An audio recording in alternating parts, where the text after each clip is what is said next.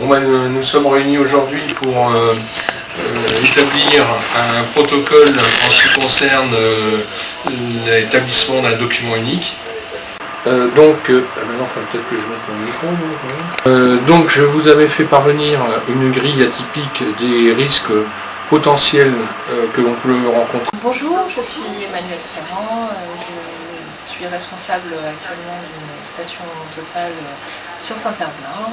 Je voudrais participer à cette session pour en savoir un petit peu plus comment rédiger un document unique. Bonjour, je suis Jean-Noël Ragora et j'ai été affecté à ce projet parce que je suis installé dans le sud et que je ne sais pas ce que c'est qu'un document unique.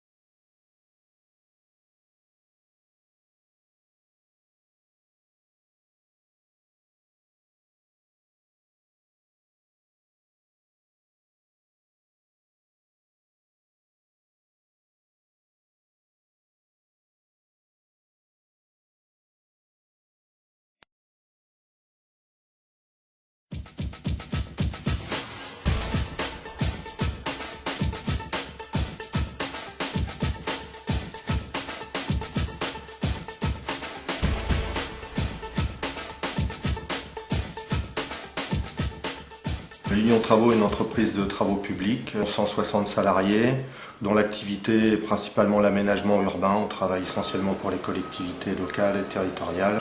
Rénovation d'assainissement, création d'assainissement, revêtement routier. On a concentré en Île-de-France.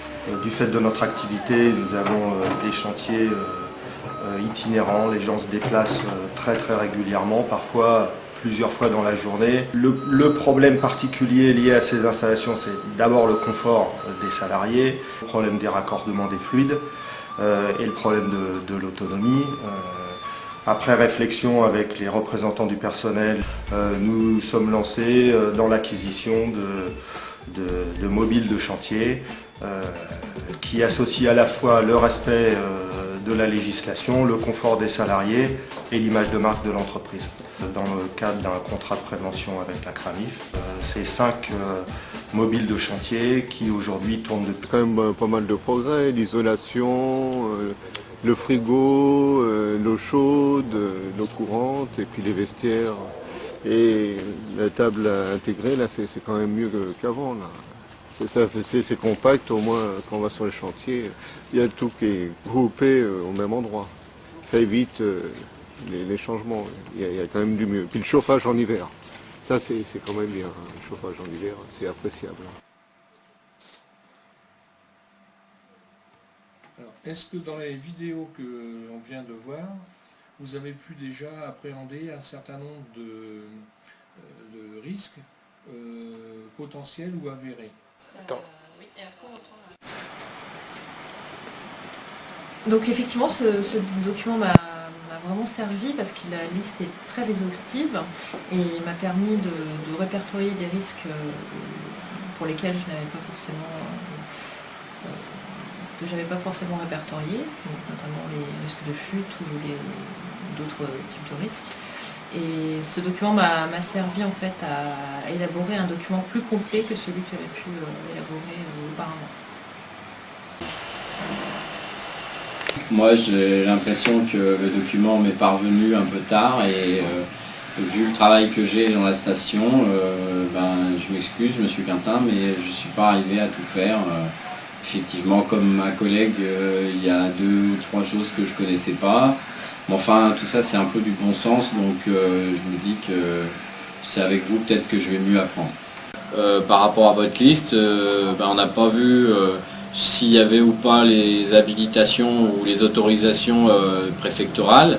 On imagine que peut-être elles étaient sur les panneaux de protection des personnes qui travaillaient.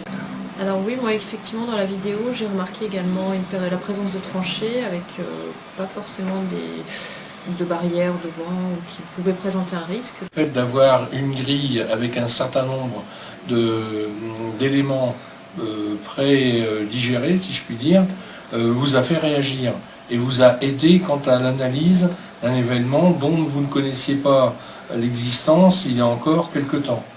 Donc il est fort important que ce support soit votre guide lors de la rédaction et de l'évaluation des risques professionnels. Bien, nous passons maintenant à la présentation de la partie théorique de la formation.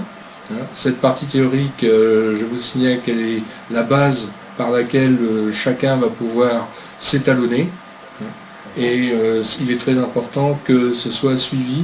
Et si vous avez des questions, n'ayez pas peur d'en poser.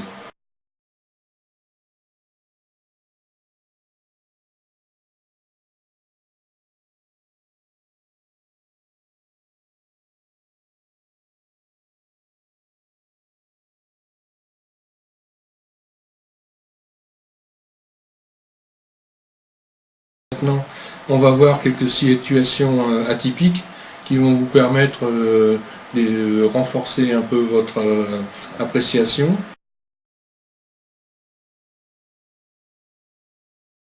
Également réaliser un document unique sur une entreprise d'usinage et je vois que vous avez inventorié un certain nombre de risques.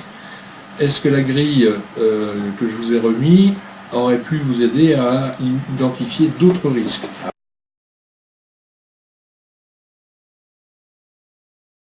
Jusque-là, ce que j'avais pu repérer, c'était essentiellement les situations, on va dire, liées à la production industrielle sur place.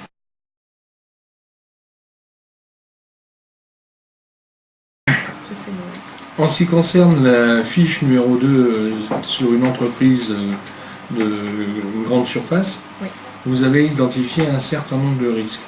Par contre, un des risques numéro 1 dans ce genre d'activité, ce sont les lombalgies des caissières.